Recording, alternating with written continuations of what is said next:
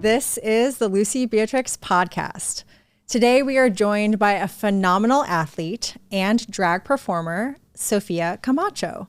Sofia had a major breakthrough as an athlete running 2 hours and 31 minutes at the New York City Marathon this fall. They came in first place in the non-binary division, and it was their second marathon ever. There's so much to unpack here with Sofia's story and how they got to where they are now. So without any further introduction, let's jump right in. But also, before we get into the show, I'd like to add that today's episode is brought to you by the Museum of Distance Running, or Motor. Motor is a lifestyle-based apparel brand that approaches running as expression as much as performance, and it caters to the creatives and artists within the running space. So check out the museumofdistancerunning.com and use the offer code LUCIE, L-U-C-I-E 10 for 10% off your next order. There's a link to the show notes for more information. Okay, well, congratulations on winning the non-binary division of the New York City Marathon. Thank you. In a wild time, 2:31. Which I like as a marathoner, I've run 2 marathons as well. But my second, so when I ran my first marathon 2:55, my second marathon 2:44, and that was That's a like great jump. Thank you. But you like, I mean, I saw you. I was out there. I was actually, there's a picture of you on your Instagram, and I was kind of up in Harlem. Yes. There's like a picture where you're turning, and I was right there actually, and I thought, first of all, I didn't even know you were I did know kind of that you had been training, and I follow you on Strava, but I wasn't positive you were going to run it as a runner. I thought you might be pacing as a coach. Oh, I see. And so then I saw you, and I was trying to do the math of what your time was. And then when I saw your finish time, I was sitting with Jared, the co-founder of Museum of Distance Running, and we were looking and we're like, oh my God, Sofia just ran a 2:31. I was confused. I did look at my watch and I was like, oh, that's wrong. And then I looked up at the official clock. I was like, that's wrong too. On the New York City course, which is extremely challenging. Yeah. And like just mind-blowing time. And you were a couple minutes behind Desiree Linden. Like, that was crazy to me. It's remarkable. It's nothing short of remarkable. I think this is something that people will be talking about for a very long time. Thank you. So it's huge. And I just like wonder, how are you physically feeling 2 weeks out after the race? I'm a little tired. I'm not sore. I had a few I was kind of battling through an injury throughout training for the marathon. So I did have to take 3 weeks off during almost peak training. So I was really stressed out, and I was like, you know what? I'm just lucky to toe the line, period, which was my philosophy with my debut marathon as well. I was like, I also just got really sick, had the flu for 2 weeks. I was like, I'm just lucky to toe the line at all, period, at CIM. And so same sentiment. And then I got out, and I think, with the congestion and stuff, your watch just kind of doesn't really sync properly. Right. Yeah, the splits are going off at your times. So my plan was to just start at 6-minute pace or whatever. And I looked down, it says 6:08, which was a lie. I ran the first one at 5:45. Oh, wow. And I panicked. I was like, no. And so I think I got nervous, and I just kept kind of pushing through. And then I was like, wait, I feel fine, but it's going to bite me later. I was like, I feel fine, but it's going to bite me later. I was like, wait, no, I feel great. And so just kind of went for it. Yeah. So, but right now your body feels good. I asked you just before we started recording, then you went on a run today. So clearly you're running. So you're already back in action. Good. A little fatigued, here and there, but overall fine. So we're going to talk more about the race a little bit later, but I want to go all the way back to where you were born, because my research tells me you were born in France. Okay, so I was born in Florida. Okay. Yeah, so here's the whole where I moved. It's like an international kid. I figured this is a long and winding path, because I was like, where? Yeah, so I was born in Florida. I'm originally Mexican, so I'm Mexican. My parents just literally wanted me to have American citizenship. So we moved to Florida just to give birth to me. Right. And then we moved back to Mexico. Literally, I got the passport and we went back to Mexico. So I have dual citizenship and was there for a little bit, did preschool there. And then my mom was pregnant with my brother. And so same thing, moved to the United States or here, and then gave birth to Alex and then moved back.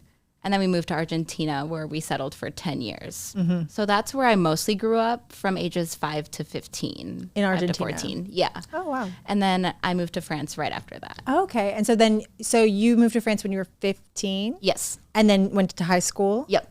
Okay. And then graduated and came here for school. Oh my gosh. Yeah. So did you already speak French when you went there? No. So you learned French Yes. in your teenage years? Yeah. And what role did running play in your life in your high school years? So not really at all until my mom kind of had me do a bunch of sports growing up, and all of which I hated. Like swimming, it was just not for me at all. Yeah. And my swimming lessons this was in Argentina. So this man taught me how to swim, and then I took swim lessons till I moved to France, basically. But it was like this man's pool in his backyard. And it was kind of like, he had kind of like a roof over the pool. And then in his backyard, he'd put like a lawn chair for the parent to like watch, right? But she wouldn't, she'd go off and do her own stuff. And me and my brother were just swimming in the pool. But when I was little, it was just me. So he would do this thing where he would kind of choose on the day what we would do. And so he'd be like, your arms look weak. So he would tie my legs together with a car seat belt and just have me do arms like the entire hour, just arms. Right? Interesting drill. And then he would switch, and then he'd have me hold onto a board and do just feet. Okay. But like if I sunk too low, he had like a little yardstick and he'd like bonk me on the head and be like, you're sinking, lift those arms. This sounds like very fringe training techniques. It was but so maybe funny. This was the beginning of setting the stage to make you this I never phenomenal was athlete. a good swimmer. I never became a good swimmer, but he was like a grandpa figure. It was like the weirdest thing. But yeah, he had his little stick and he had a little car seat belt. What if like you We brought would that swim. style of coaching back because you're a coach now and you're just like, you have a yardstick and you're like, runners, like get your arms Runners, and I tie their elbows in. legs, and I'm like, go. Just use your arms. So no swimming. Anyway, I started cross country in France. Oh, cool. Yeah. So And I started. how did you stack up against the field there competing? Like, were you at the front of the pack or? Yes, but also our school wasn't like fast at all. Okay. Like we had runners running the 5K in like 40 minutes. I see. It was that kind of running. Yeah. And then I think I started out at like a 23-minute 5K and then never broke 20 in high school. Like full, just like not fast at all. Yeah. So I started my junior year of high school actually. So a little later. Yeah. Because I got to France my sophomore year of high school. Didn't have any friends at all. Literally the kid ate lunch in the bathroom, you know, like Mean Girls, and she's like sitting there with her tray. That was literally me. You. I relate to that. Yeah, literally that was me too. I would like in hide in the bathroom stall. during bathroom. During lunch because it's just Yeah. I get that. I was just like nervous, I think, on the first day of school to like walk into the cafeteria. So I never did. So I was like, oh shoot, like for 2 years now, I don't have a seat. Like I don't know who I'm sitting with. Yeah, I completely relate. Yeah. So I was like, well, and my social studies teacher at the time was like, you should join the cross country team. I was like, I don't run. Like I used to swim with my legs tied, but like I don't run, you know? Yeah, but I eventually joined and it was fun. Nice. So then college, where did you go to school? I went to Barnard. Okay. Here in the city. Yeah. So then that is what brought you to New York City. Yes. Nice. School, And did you run there? Yeah, I ran for Columbia because, so I just walked onto their team because that summer went well. And then I ended up running in like a 17 something. For the 5K? Yeah. And then so I just came and I was like, well, hi. Amazing. That's awesome. There were a few Brooklyn Track Club runners because you're on the Brooklyn Track Club. Yes. And there were a few runners, I think, that were also from Columbia, and like Aaron. Yeah, Parker, that's why I joined Brooklyn Tracks. I was like, yeah. I don't know what to do. I was like, oh well, let me just copy them. Yeah. And also she ran an OTQ time, very competitive, amazing marathoner. But so then you came to college, you ran there, and then you decided to join Brooklyn Track Club right after college? Yeah, like almost immediately after. Cool. Yeah. Wow. So that's kind of your running trajectory. But then, so you started running the New York Roadrunner races like pretty soon after you joined Brooklyn Track Club? Yes, because I just didn't know what the drill was. See, every kind of running environment I entered, I just didn't know what I was doing. So like college, I walked on. I had no idea like that you had to be recruited for sports. I'm in a whole new country. Yeah. I had no concept of like Division I, like nothing. Yeah, I totally know. I just showed up and I was like, oh, I can run these times. Like, yeah. Do you have a spot? You know? I totally get it. Because I mean, my thing, I understand that because I never went to college. That was never going to be in my life, like college, I don't know. And so when I started running, I learned about collegiate athletes because I was training with them, like on Brooklyn Track Club, like girls who had been Division I and whatever. And so I was like, oh, this is really interesting. I had no idea that that's how it works. So I get it. But that's pretty cool that you could just walk on and they were like, okay, like you want to try it out for a little bit, and I loved it. And so was 5K your main event in college? Yeah, like 5K, 10K. College was kind of weird because of COVID, so I didn't really have. Oh, you were in college during COVID. Yeah, I didn't have a full like experience, I guess. So I think I jumped into Brooklyn Track immediately after because I was like, I'm not done yet. Like, there's no way. Yeah. Okay, so I feel like this is a good time to ask because it's kind of an interesting segue, but in college, were you competing as they, them, and do they recognize non-binary divisions in college fields? No, not at all. So I was still very much like she, her, you know. I also just didn't have, I'm not going to say I didn't have time to explore anything about myself, but like my start with running in high school was pretty traumatic. So with like inappropriate coaches and stuff like that. And I can get into that too. I'm like an open book. I saw something about that on your Instagram. Yeah. I'm so open about that. Just especially to get my story out there, you know, to help other kids that don't know what grooming is or don't know if that's happening to them. So this that kind of thing was happening to you in high school? Yeah. So this was France? high school. Yep. In France. Wow. Yeah. So I had a weird coach. Yeah. So I had my social studies teacher who was great, and he was the one that was like, you should join. And then like around my senior, like end of junior year, senior year, there was like the assistant coach, and he was like 27, like graduated from that school. His mom was like the elementary school counselor, like ran at that school, was like a professional triathlete and a PT. So like knowledgeable in the sport. And I had no idea what running was. Like I didn't know, I think I showed up to my first cross country race not knowing how long the race was. Like, how long is this thing? Yeah. Or like, how long is a 5K? I had no idea.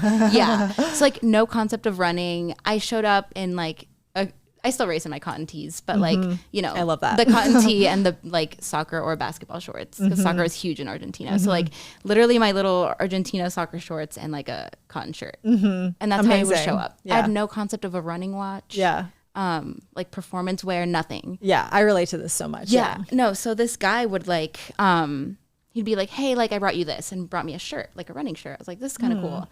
And would bring me like random gifts, like a running shirt, running shorts, which are shorter, and like a heart rate monitor, like crazy stuff, right? And then like a little too nice. Yes. Yeah. But again, I had no friends. I was kind of eating lunch in the bathroom. At this time, my school had outed me to my parents over the phone. So I literally had no friends because then they didn't let me do anything. So I couldn't even like try to make friends because I wasn't allowed to do anything after school, you know? So it was like new school, no friends, very much the outcast, right? New sport, whatever. So this guy, I was like, oh, he's so friendly. And he just like is a professional athlete, like knows a lot about the sport, whatever. And so it kind of escalated quickly from that. So it was like being really nice. And then it was like going on my runs with me. Cause I was like, the girls just, I wouldn't run with them. I'd run a little ahead. So he'd do my runs with me and like all this stuff. And so then eventually I got injured, and it was my first year running. So I didn't know what like being injured was even. So this is crazy. And then he was like, well, like you could take these, it's like Tylenol, and then you could run through. So if you don't take them, then you're going to run weird and you're going to get injured a different way. I was like, okay, that makes sense. Okay. And it was full like opioids that he was giving me, this guy. So I was taking those, and then I realized like, oh, this is weird because he won't tell me exactly what they are. And he'd kind of put them in my spikes like during races and be like, oh, I left them in there for you with like a Post-it. Wow. So then by the time I'd been on this for like a year now, and I was like, oh, and then he's like, you can't now get off these. Like you can't stop talking to me because you're going to get really sick and then you're going to miss your senior season. And I was like, I hadn't put two and two together that the weird feeling I got was me being high. I had no idea. And I also had no idea that I was now addicted to these things, right? Wow. So I had no clue. Yeah. And also in my head, I was like, well, I'm a lesbian. Like, this is all friendship. Like, he knows. Like, I have a girlfriend. Like, all this stuff. And so I didn't know what grooming was until like 2 years ago. And I had no concept of like this is wrong. Like, this is inappropriate, right? Because he had a girlfriend too. So in my head, I was like, this is innocent, you know? Yeah. So obviously then it like escalated into a lot more, and he'd be like, come over.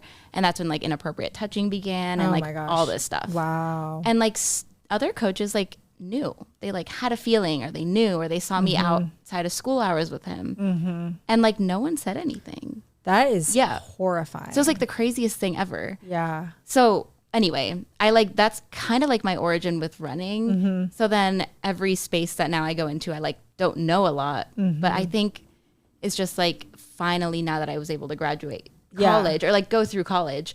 In college, what I was saying is that I had no time or like no brain space to like explore my gender in any way. Because I graduated like top of my high school, like valedictorian, everything somehow. And then went through college, like made it through college and just competed as a woman, didn't question anything. And then now I'm like in like the happiest place I've ever been. But it was like, oh shoot, there's a lot that I have. That you never got to unpack. Yes, of course. Yeah, that, for sure. that is a really, really like unfortunate story of that's how you kind of got into running, is this dark thing. But I relate so much because I feel like my origin story with running is very similar of not that, but like I was running away from a very toxic, terrible career and life and addiction and everything wrong. Like I was running fast and far away from it. Yeah. And so I think back to like the beginning of running for me, and I'm like, yeah, that was dark, but it kind of can fuel you because you do have like these, like you're grasping for something to be proud of and something to be excited for, and that can be running for a while. And then luckily, once you build your life up and start to like, you know, come into yourself and seeing like, oh, this is my real personality, and this is who I really am, you can see the other stuff in the past for what it is and say, oh my God. And I've had such similar experiences recently where I look back at things that happened to me in high school, because I had a really weird teacher situation, not as bad as that, but like where I only recently I was like, that was super messed up, and people kind of knew, and like that reckoning with like, wait a minute, what just happened? Like, how did that happen to me? Anyway, so I'm really happy to hear that now you've been able to like come into your own and distance yourself from that and like fill your life with so much positivity and good stuff, for sure, because you come across like a very positive, radiant person. So it's like it shows that like whatever it is that you've done the work, it's like it's definitely showing. But anyway, so you've only recently had the outward identity representation as a non-binary athlete. So that's why you didn't compete as and not that there's a category really in college. There might be now, do you think? I feel like there isn't. Oh, okay. It's just, I mean, you can obviously identify as however you want. And then there's like hormonal rules as well. Oh, interesting. So personally in my trans journey, the only change I see is like top surgery, and I don't necessarily see HRT or hormones like in my journey.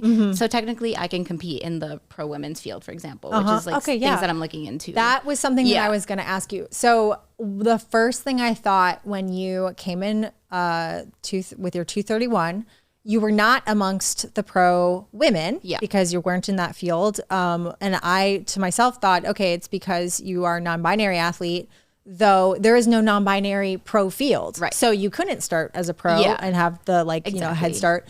But if you had started with the women, you'd be right up there and you'd be beating other pros, which is it was just interesting to think about, because I was like, this hasn't really happened before. This is the first time that, so I think this is like the first time, especially in the New York Marathon. For the non-binary. Yeah, course record for the non-binary. Let's say it out loud. I heard. Someone told me, I was like, really? Yeah. I mean, it's such a huge accomplishment. But I was thinking about that, and then the more fascinating to me is that a couple of years ago, I wrote an article for Runner's World about a non-binary runner, and we talked about how there's no non-binary division in the Olympics, because that's a world thing, a world standard.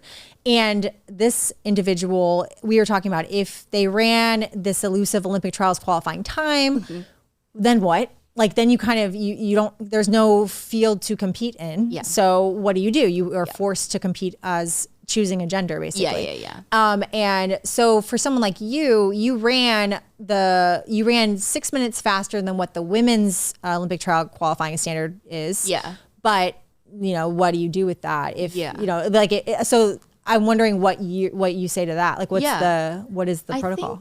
I guess for me personally,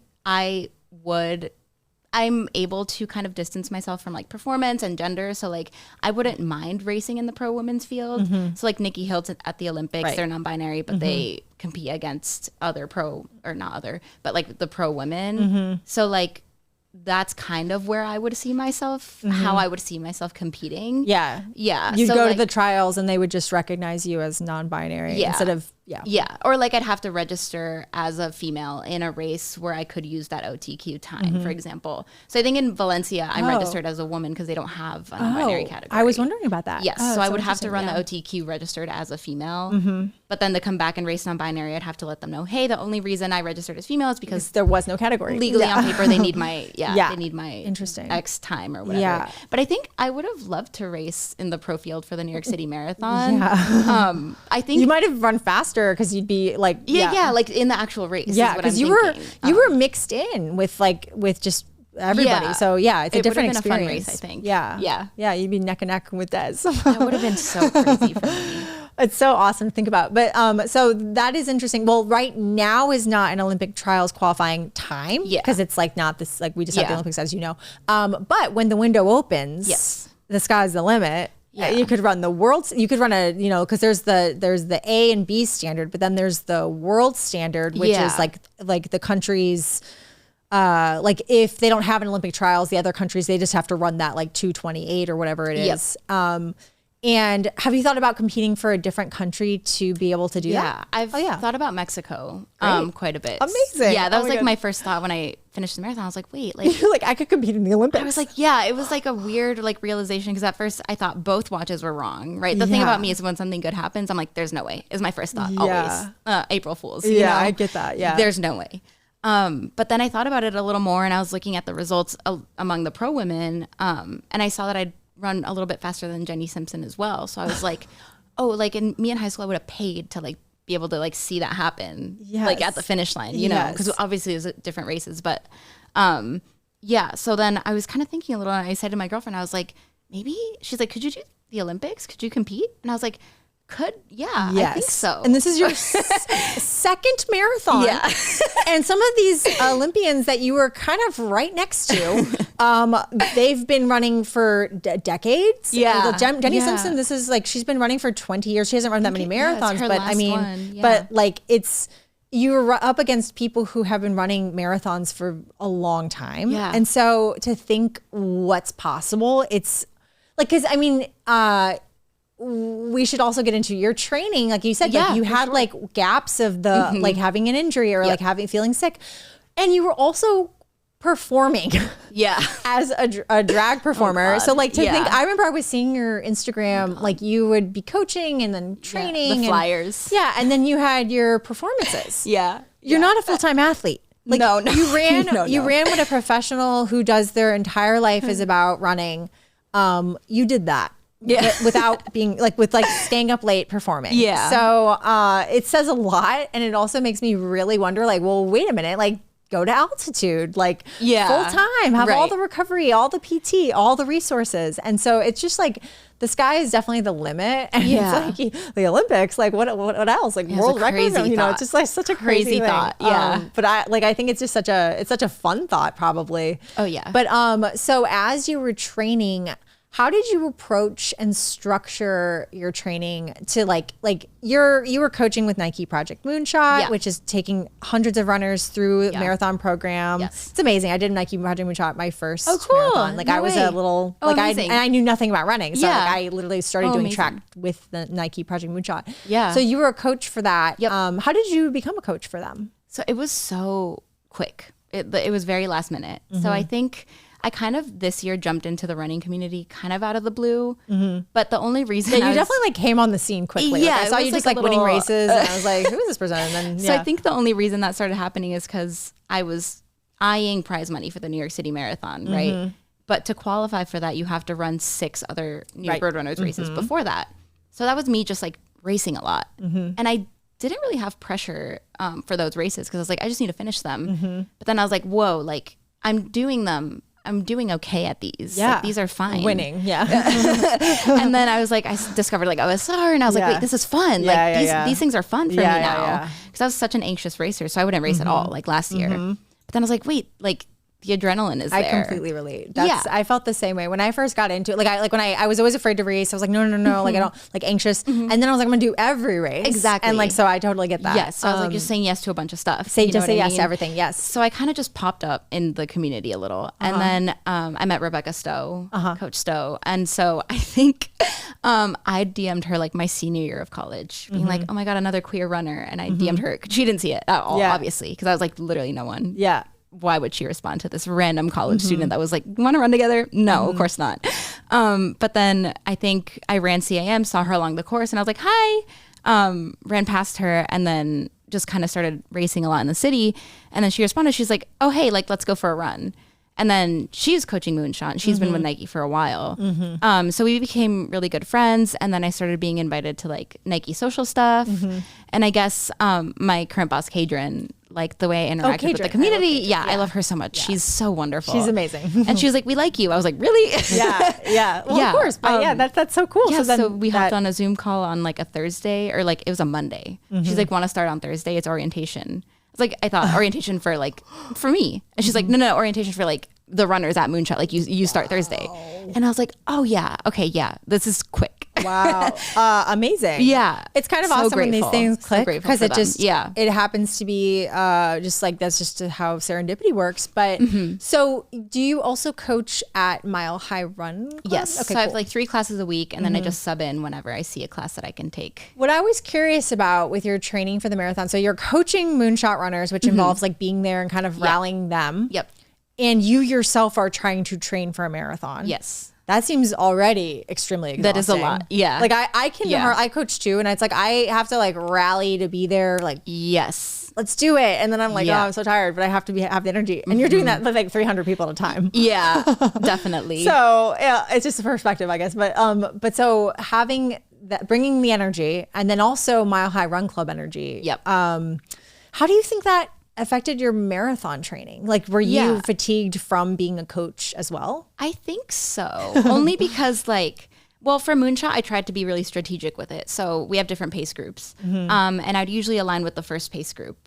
So if there was a workout that I had, say on a Tuesday, that was similar to what they were doing that night, I would just run with them. So I'd do my workout with them. Oh, okay. Which was like really great for me as well. Yeah. Or like Saturday long runs, it kind of aligned. So I'd just do my long runs with them, which was so great because we would have the same paces, whatever.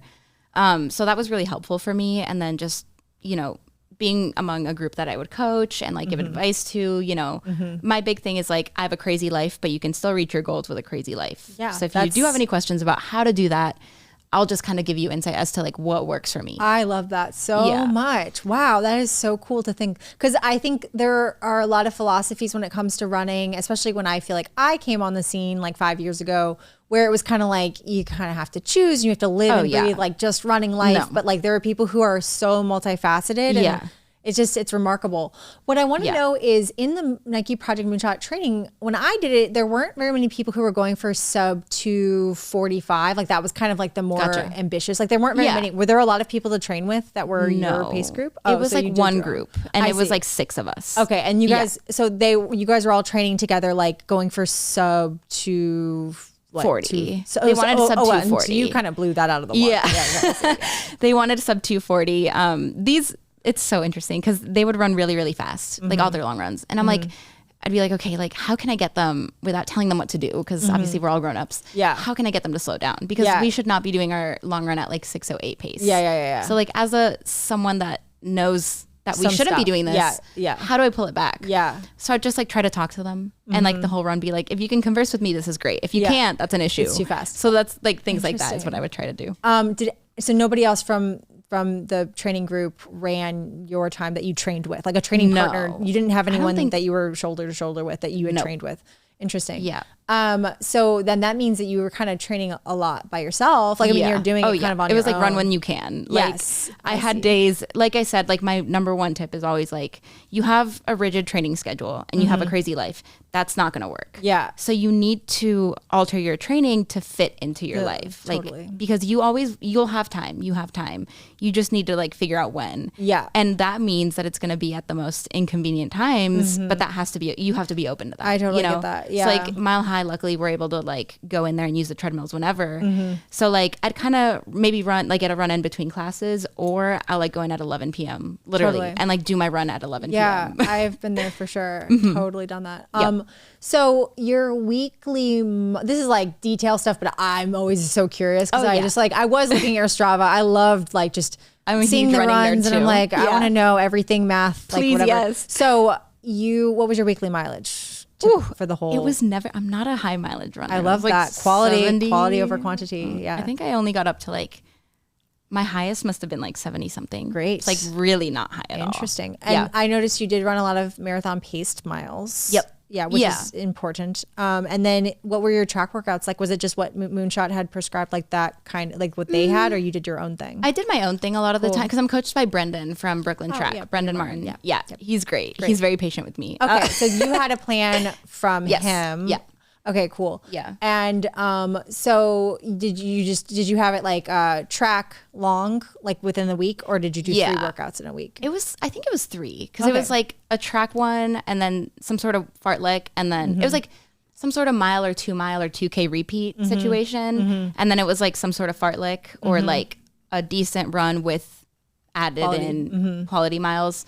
And then a long run, and then just like easy runs kind of scattered throughout. In between, yeah. That's kind of that's how, sometimes I know for myself, I was kind of more of a 2 hard days, but then I'd have like a medium hard day. Right, but something like that. Yeah, very similar. Interesting. And it's amazing that you did it on such low mileage too, because that just like debunks so many myths about being such an incredible marathoner.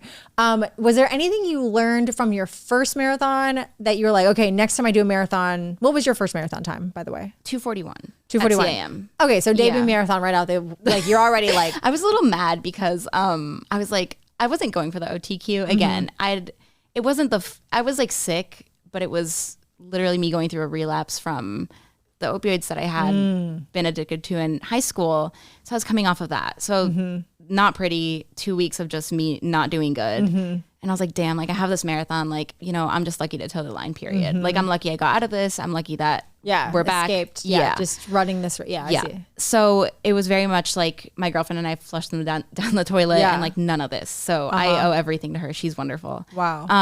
But yeah, she helped me get through that really hard time, show up to the start line. And Brendan was like, you know what, just be patient. Because I opened up to him too. I was like, this is the situation I'm in. And he's like, just be patient. Like start off like 6:10, 6:15. I mean, if you get the OTQ, great, but don't go for it for your debut marathon. Daunting, you know, especially for the debut. You've never done it before. You don't know what 26 miles feels like. Just feel it out. Yeah. So I ran it, felt great the whole time. So I was like, okay, what am I learning from this that I can push a little more? Yeah. Like, because I felt like fantastic. Yeah. Wow. And all the psychological stress that you were going through, that's a lot. And that, like, I really relate to that, where it's like, you're just like just showing up and like, you know, just try to get through that. So then now that you're like a little bit more distance from that and freed from it, you could go run your second marathon and be like, okay, I'm going to be a little bit more aggressive. Yeah. And then even now still, like, it's obviously you've got more in the tank that you're like trying to go after. So was there anything specific, like when you were running that first marathon, that you're like, I wish I took more water, or I wish I took a gel at that point, or anything like that? So for that race, it was very strategic with gels and water, because I was like, it was my first one, so I wanted to do everything right. You know what I mean? So I went into it being like, just be grateful that you're here, but follow the plan. So I had 6 gels, and every 25 minutes I would take one, but I pushed it to 30 because I was like, I don't feel great. Let me just wait 5 more minutes, right? So it's like every 30 minutes, and then I skipped the last one because I was like, I don't need it. I can't stomach it. I'm not going to do that. Yeah. And for water, I took a water cup at every single water stop. Yeah, that's everything. Yeah, except for the last like one, you know? Yeah, that's for CIM. move. Yeah. But then for New York, that's a different story because I had 3 gels. I packed 3 gels in my body. On my person, I packed 3. I had 1 at the start, so technically 4. Even though I was supposed to have 1 every 25 minutes, but I hadn't practiced with them during my long runs. Oh my God. So I was like, this is stupid, right? Like, this is so dumb of me. Like, how silly, right? Don't do that. Practice your long runs with your Right, gels. with like extra Practice your gels, long runs with your gels. Practice your long runs with the gels, me Jason. at the camera. So I was nervous because I was like, I did this last year, but now my stomach is crazy and it's not used to this at all, right? So let me bring 3 and see how it goes. So first 30 minutes, I was like, no, that's not happening because I had one at the start line. 8 miles in, I said, okay, let me take the first one. Took the first one and then waited 30 minutes. I was like, no, can't do it. And then waited a little bit more. I said, okay, then I'll take it. So I took like one at The 8 start. miles. Okay, one so one at 8 miles. That's a long time to go in the beginning, but yeah. And then another one at like mile, I want to say like 18. That's a lie. wow. 18, 17, 18. Yeah.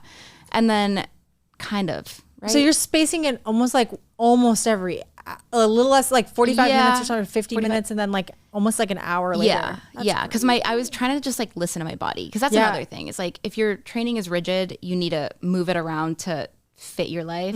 If your body is not exactly the way that you need it to be for that plan, don't do that because you're going to screw. Like, why would you take a gel if you're like, I can't handle that right now? I get it. Even because it's on paper, I feel like this is very controversial. Definitely. I feel like take the 6 gels, practice with the 6 gels. Yeah, but I think that it's also amazing to hear because I think a lot of people will be demystified by this idea that like, there's going to be a race where it's like, no, I don't have the right gels and whatever. It just happens. I'm like, baby, if your tummy hurts, why would you take the gel? If it's not if your stomach hurts, listen to your body, read into it a little bit. Be like, what does this mean? This means I can't have it right now. Wait 5 minutes. Wait 10. Yeah. So like I did that and that worked for me. I know that if I had taken more the way my body is right now and the way I'm treating it, it would not have been able to take it, which is something I'm learning for my next marathon. I see. And then for water purposes, I also didn't have like the luxury of like, the pro athletes with their pre-prepared bottles because I've been training with Element. So I was like, well, I packed like one tiny little bottle of Element, like really concentrated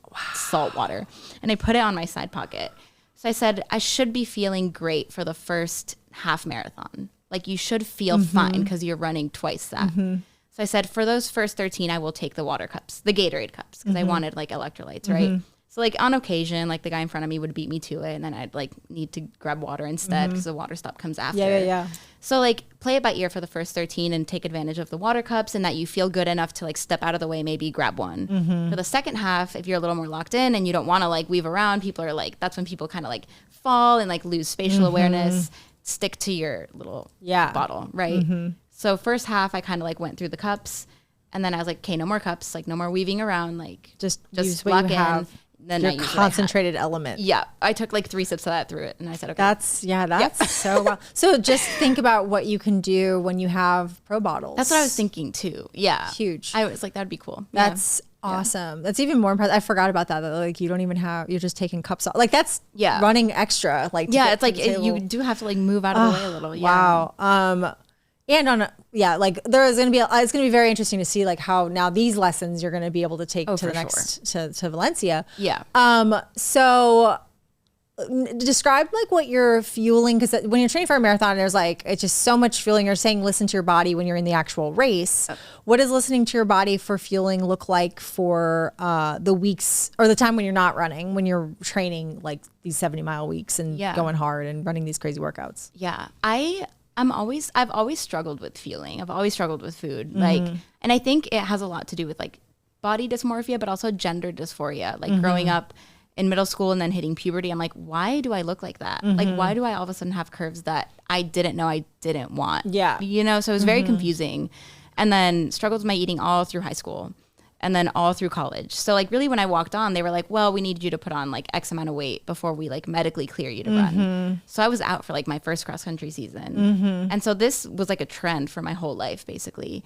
And so now it's just kind of like, how can I get past this by using fueling for enjoyment and for running, right? So like, how can I find this weird balance that like, I'm not thinking too hard about what I eat at all, and that I can like get to a place where there's no food noise and I can like, go out with friends and like order whatever I want, or I can like make sure I'm eating enough for training. So it's like a weird balance because you want to be eating enough, but you also, I personally want to get to a spot where I don't have to think about food all the time. Yeah. I totally get it. Like it would be so nice to have maybe like an hour where I'm not like my brain isn't like telling me a bunch of stuff at the same time. Yeah, it's a battle. I feel like in this day and age too, Especially with your former career. Yeah, my crazy former career. But like, I feel like there's just like so much mixed messaging about food. Like in my life, it's been like, these foods are good, these foods are bad, and blah, blah, blah, blah, blah, blah, blah. And like, I also had to get to a point where I'm like, what makes me feel like, I had to go, okay, these foods make me feel okay. Yeah.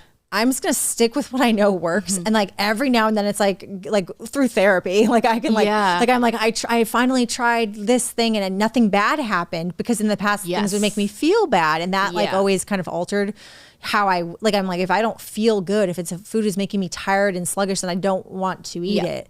So it's interesting. But then the body dysmorphia thing I obviously relate to, but I feel like, you know, even more so when I mean, I've fluctuated a lot in my life, but like when I was modeling, like my livelihood, like having your job depend on it, it's for crazy. Sure. But you know, it was very interesting, and I don't know if you relate to this, but like mentioning the having your college say you couldn't, you know, because you had to gain weight.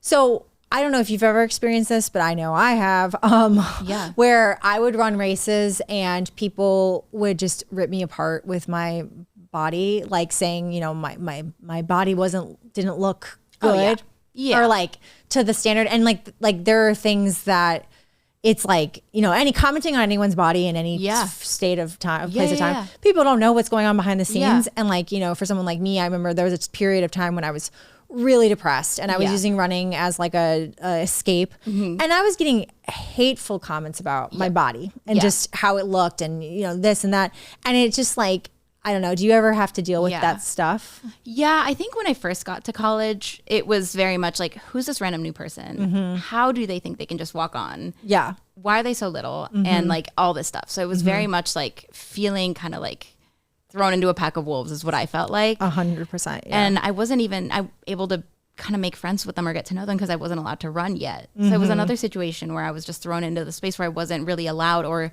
didn't know how to make these friends. And then with like the medical help, they were like, medically on paper, this is wrong with you and you need to gain X amount of weight. I had no support in gaining that weight. And I just wanted to like run as soon as possible. So I never really healed that relationship with food. It doesn't take like 2 weeks to do that. You know what I mean? So like, yeah, maybe I put on the weight in like a month, but I was still very toxic with my relationship with food. So like, it's not something I ever healed from really. And then now that I'm able to like explore my gender a little bit, I was like, oh, I didn't know top surgery was an option. And I was like, wow, a lot of my, you know, shape problems with myself come from that, from having breasts at all. So, and like going through like female puberty, quote unquote. It's like that kind of thing. Yeah. And I also grew up with like an almond mom, which is just like a whole other, a whole other thing where I'd watch her and then she'd watch me. And then when all of a sudden I dropped a ton of weight by being unhealthy, she's like, well, how'd you do that? You know, and competitive. Yeah. Yeah. So I totally get it. It was just not like a healthy situation at all. Yeah. And every time I'd go back home for the summer or whatever, I'd come back and then it'd be the same thing. Like, you're out for a month. Like, you need to get back to where you were. Yeah. And so now finally I'm like, yes, I'm healing my relationship with food or trying to, but it's also like, I have all these things that I went through in high school and everything that now for some reason, like the brain is funny because now that I'm the happiest I've ever been and like have my incredible girlfriend and like my drag family that's so supportive and like doing what I love as my job, because I tattoo, I run, and I perform. All these things that I love. And then all the trauma is just like biting me in the butt now because I have the, I guess, emotional space to feel good enough for it to come back and me to be able to tackle it. I totally get it. I feel that way a lot where I'm like, wow, everything is amazing. But then I'm like, that makes you able to recognize the crazy everything's good. stuff. Oh no, is like literally what my brain tells me. Yes. Or like, you won. Oh no, you didn't. Like, good things just aren't fathomable in here. I completely relate to that. But so when you were, so the fueling is something that's a relationship with food that you're working on, that you like, it's an ongoing thing. I think anyone who's been in that position, like myself and my very close friends, we all feel like it's kind of a forever thing. Like, it's just like once you know, you can't unknow. Like, it's like there's things that you're just going to always be working on. And luckily for me, I have the most amazing therapist that I've been working for a few years who gets it. And he's just like, I can just say, like, I know this feels crazy, but because I had a thing where I never ate breakfast or lunch, like for a decade. Like I never did. Like I just would fast. And even when I was getting into running and stuff, that's just how I was. It was just how I was. I do it when I was like a kid too. But then there was a moment where I had told my therapist, like, you know what? Like I had almond milk in my tea before 8 a.m. Like that was the biggest breakthrough of all time. I'm sure where it was like, so feel you like that rule, like this rule that I had for so long that was broken. And then it was like nothing bad happened. Like, it's amazing when you see little changes and you're just like, oh, like it's going to just take a long time. For sure. It's not an overnight thing, especially when it's trauma related. But interesting. Yeah. Cause I was thinking about that where it's like anybody who's small, like there's just inevitably comments and judgments and things and like feeling like there's just, but it's interesting that the school actually made you gain weight to compete. Yeah. So I didn't know I had all these health problems, right? So they're like, you have osteopenia, you have like a heart thing, like all this stuff that I had no clue. And they're like, it's all like weight related. So you're not safe to run yet. And I was like, what? Like, this is so weird. Like I'd never known any of this. Yeah. They also didn't know that I was like a recovering addict from years of opioid abuse. Wow. You know what I mean? Yeah. So like, and I was still scared that I couldn't tell anyone because I was like, I'm gonna get kicked off. Like this is illegal. This is like all this stuff. Even though it was somebody else. I was literally a child. So it was like a bunch of stuff that they were like, well, you need to put weight on, and we're gonna like not let you run until you do this. So it was just like really lonely for me to come to a new country, new school again. Yeah, and then just have this whole thing that I needed to do also by myself. Yeah. Wow. It's remarkable that you could get through that though. And then, now you get to be like using your body to defiantly show all this that you've been through. Then you can use it to run like an extremely fast marathon and be like, I'm actually like choosing this now and like being a healthier version of yourself. Yeah. Like if a race ever gets hard or if I'm doing a hard workout and I'm like running and I'm like, this sucks. I'm like, okay, but nothing sucks as much as that. I completely relate to that. I always feel myself that, like, no, you're lucky right now. Like, oh, this is your issue that you're hurting a little. Well, remember that you're not doing that other thing. I completely relate. I always think about that with running, where when I was training for Chicago 2 years ago, I was like, every 20 miler is a hell of a lot easier than the like 14-hour days standing in heels and having people poking at my body all the time. Like, it was just like torture. But so I completely relate. But I was going to ask you, so talking about community, you were completely alone. But then you found the drag community. And so talk about that and your persona as Zanahoria. Yeah. Okay, cool. Zanahoria. Okay, so that actually is just zanahoria, which means carrot in Spanish. Oh, it means carrot? Oh, cool. And the only reason I came up with that name is because when you eat too many carrots, you turn orange. Oh. And that was one of my quote unquote safe foods. Still is. I love carrots. But I eat other things now. But at the time, I love carrots. Yeah. Trust me. When my best friend and I, we talk about carrots, like bags of carrots every day. Like, that's so I literally would turn orange when I just ate carrots. That's what happened. Yeah. So I was like, how do I poke fun at my trauma, but also just like, it sounds... having beta carotene. Yeah, exactly. So I was like, how does it sound good in English, but also I want a name in Spanish, kind of. Yeah. Yeah. So Zanahoria, and it's also a play on words, whatever. Yeah. Yeah. So I thought it was fun. I always did makeup. I always painted my face. I always did like special effects makeup, just like self-taught. In middle school, I wanted to win the costume contests. And I was like, how am I the best at this? So I just kind of kept going. And then I started like painting my face and kind of going out at night. And then my senior year of college, so I started drag 2 years ago, or almost 2 years in January. So like not quite 2 years. But senior year of high school, I was like on Netflix and I was like, I need to watch something stupid like during finals week to like, reset my brain. And this show called Dragula comes up on my recommended. I was like, what is this? I was like, this is so dumb. But it was drag. And it was like a drag competition, like a reality show. I was like, wait, this is actually really cool. Like, I didn't know I could do this, right? And so then I started kind of going to those shows, like in Brooklyn and like the cast member shows, whatever.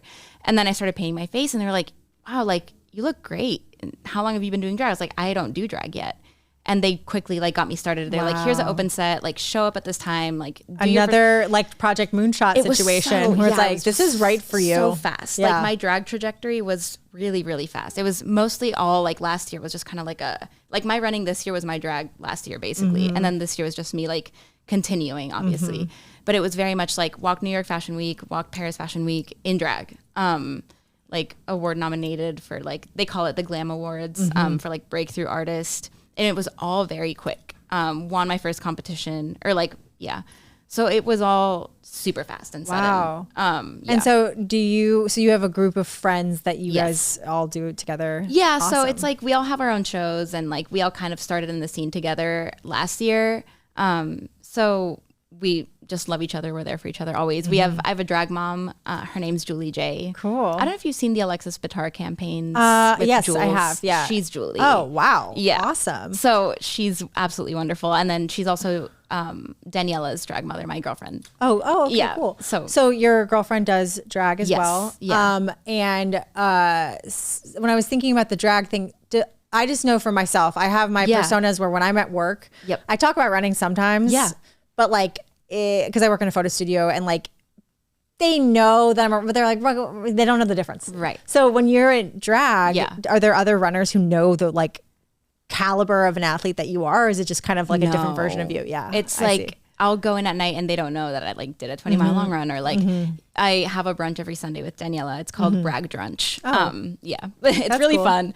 And it's just us every Sunday, like being silly at the branded saloon. And I'll run like, say, a Sunday morning New York Roadrunners race and then get ready and go then there. go to brunch. So it's very much like, I saw something where you were in a cab or something you were like getting, it was probably something like that where you were going from like, it's like run a race. That was actually, it was a Nike shoot that I was at. So like a campaign shoot for the marathon. And then I was walking Fashion Week because that was that week. Amazing. And then I was like, shoot, now I have to get ready in the car. And I would have been less nervous except for I was getting lit on fire that night. For the show. I remember seeing this on your Instagram. So I was like, I'd done it before, but it was just like oh no, like I have to get ready for this.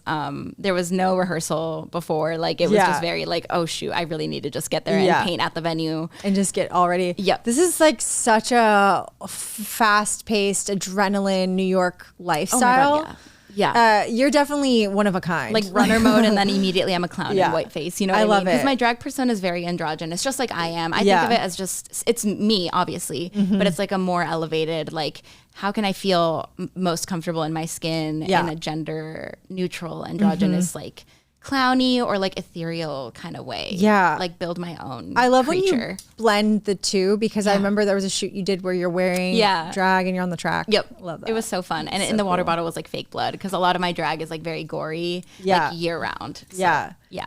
Let me just take a look at some of my questions to see if there's anything that I can remind myself of. So sponsorship. Have you, after this race, the first thought I had was, has somebody approached you for sponsor? Have you been talking to people? A lot of people have reached out here and there to be like, hey, like this person might reach out, or like, hey, like here and there. Yeah. Nothing concrete yet though. I mean, it's probably a good problem to have, but I mean, it's going to be like, it's interesting. Like you are, when everyone was talking about Parker Valby after the Olympics, like who is she going to sign with? Right. Like, you are in that position right now where I feel like that's going to happen. So that would be great. I feel like a lot of people are still like confused or tiptoey around my gender identity. So like, oh, they're so fast, but then there's like, oh wait, but they're not. But they're not in the pro, like women, like, you know. So they I don't think, understand yet. Yeah. Yeah. So I think people are still kind of trying to grasp it. I'm like, no, like, hi. Yeah. I'm still here. Right. Yeah. No. And so I think that's going to be an interesting thing to watch unfold. Yeah. I definitely think there's going to be shifts that people will be able to comprehend and understand, like that, what you're describing. So you mentioned that you're doing Valencia, which is in a few weeks. Yep. December 1st. Okay. So you finished the race and you're like, I'm going to sign up for Valencia now. Well, no. So I was planned like that. You had it already. Yeah. Oh, okay. So my A goal technically is Valencia for like time purposes. Okay. And then New York was like my feel good, like try to win race. I did not realize that. So I was like just so excited about New York that I forgot like Valencia was my A goal. But with Brendan's like, you can run really fast in Valencia. Like it's a faster course. Yeah. But I was expecting to run maybe 2:30s in Valencia. So I was like, wait, maybe now it's like going to be a 2:20 situation. Yeah, okay. for sure. Wow. Yeah. I'm glad I got you right in between. Yeah. But so, Okay, so you're going to go out there. There's going to be a ton of pros. It's going to be a really fast course because it's typically fast. I believe I'm in the pro field. Great for that. Great. Yeah. And so, and like it's not hilly. So like quicker, probably just even if you did exactly the same effort that you did in New York, you know, it would be a quicker time. So you had already booked that not as a pro because I was thinking, I thought you ran the race and then they were like, well, we'll comp you as a pro. I see. But no. So how are you now, from now until Valencia, are you doing anything different or like are you guys keeping the plan that Brendan gives you? Yeah, I think we're just keeping the plan and like playing it by ear with like how I'm feeling, like how my legs are recovering. So like I'm a little fatigued. So it's like, okay, like then we might change this. I'm planning on keeping everything the same the way I've been doing it. Like leading up to New York, I got nervous. Yeah, because I was like, well, keeping everything the same, like my life is crazy. Like that's just not a good way of living your life about to run a marathon, if that makes sense. Yeah. So like running at 11 p.m. and then doing your shakeout at 8 a.m. is not a good way to approach a marathon. Yeah. But at the same time, I was like, wait, I'm overthinking it. Like, don't change anything. If that's what you've been doing, do that. So that's what I did. I did my like last real run before the shakeout at 11 p.m. And not because I made myself go at 11. It's just because that's how my life is and that's how it ended up being that day. So I did my run later, had to wake up at like 7 or something for the Nike shakeout. I was like, I'm a little tired. I'm not going to do the shakeout with them. I'm going to do my own later in the afternoon. So I did that. And then that morning I had like, don't do this, but I literally had oatmeal, which I hadn't had in like a year and a half. Yeah, you're like, I had it, well, like a year. Interesting. So I don't know why I woke up and decided I wanted it, but that's very much my like routine. I wake up and decide what I'm having. And then I was like, well, like, is a Celsius and a coffee like too much? Or like Celsius and 2 coffees? I'm a crazy Celsius person. Yeah, but like it's like the big ones that are like, what are they called? I know what you're talking about. 300 milligram ones. Yeah. Like either the blue one or the red fruit punch one. I really like, or the dragonberry pink one. Interesting. Anyway, I'm a wild berry the little one. But that's so funny. No, so it would be that, very much that. And so I was like, well, like, no, don't overthink it. This is what you do anyway. Like, don't pretend that you just don't like chug that Celsius and go on your run. You know what I mean? So I was like, okay, like really keeping it real with myself, being like, don't start acknowledging that your life is crazy now. Like your life has been crazy. Yeah. Keep it that way. Yes, you know? Yes. So a lot of people like think they have to change a bunch of stuff. Yeah. The only thing I did was like eat a little more. And just like tried not to think about that part. Yeah. But overall, I kept everything the same. Okay. So that's kind of how I'm you're approaching Valencia. And I was like, the life lessons can come after this for my next build. I get that. Yeah. So your time, so the marathon average time, like your 2:31 was a 5:45? I think it's like 48, 48. So now are you like, okay, well maybe I'll just shave some seconds off of that? Yes, that's what I'm hoping for. Yeah. Cool. Yeah. Because I always think about that where it's like, it's just like the marathon goal pace that's like a few seconds matter. And so it's like, just, especially when you get faster, it's like, okay, like a 5:39 is a lot different from a 5:49, but no, is it possible? I think the only reason I didn't like freak out in New York with all the 5:40s like that I was seeing was because I was like, if I do bonk, at least I have like a great now 5:40s like under my belt that I can like kind of make up for. And then like, you didn't bonk. So I think that's the only reason why I wasn't like, oh no, the whole time. Also like the adrenaline, like I didn't feel the inclines as much as like at all really because I was like, my girlfriend's there or like my drag mom's gonna be there or like I had my family out there that I was like, I'm looking forward to seeing them. Yeah. And like, oh my God, I can't wait to see them again. I think that's what we call flow state and in the zone. If you're like, the incline wasn't really that bad. No, like it wasn't at all. Amazing. And like even at Queensboro, like everyone warns you about the crowd that you hear under the bridge, you know? Yeah. But I like, it's like a roar. It's like a thundering that you hear. And it's like the crowd at the finish line that you hear when you're under the bridge. So it's not like you hear them like around the corner. You hear like, it's like trembling. And I wasn't ready for that. Wow. So the guy next to me, I turned to him and I'm like, is that for the marathon? Like I say to him. And he goes, yeah, is this your first one? And he like chuckles at me. I was like, yeah. And then my throat like closes because I'm about to cry. Yeah. But I wasn't ready for that. I was like, no, get it together. You literally have 10 more miles. Like you can't do this right now. Wow. But like I literally like felt my chest tighten. Yeah. And I was like, I've never felt this before. Wow. It was crazy. That sounds like it's what you're, it's almost like I know what you're talking about. It's like this like an overwhelming like close. And I'm like, oh, I'm locked. I totally understand that feeling. Yeah, it's overwhelming. But yeah, pure adrenaline for sure. Pure adrenaline.